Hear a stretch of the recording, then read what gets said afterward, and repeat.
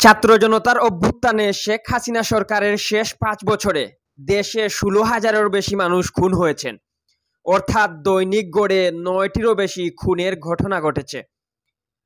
শনিবার ৭ December Bangladesh police সদর দপ্তরের ওয়েবসাইট থেকে এ তথ্য জানা গেছে। পুলিশ সদর দপ্তরের হিসাব অনুযায়ী ২০১৯ সাল থেকে ২০২৩ সালের ডিসেম্বর পর্যন্ত দেশে প্রায় ১৬,৫৫৫টি হত্যাকাণ্ড ঘটেছে।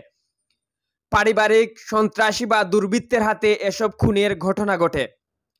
এই হিসাবটি শুধু দায়ের হওয়া মামলার সংখ্যা থেকে নেয়া, তবে বেনামি খুনের সংখ্যা ধরলে খুনের সংখ্যা আরও বাড়তে পারে বলে ধারণা করা হচ্ছে।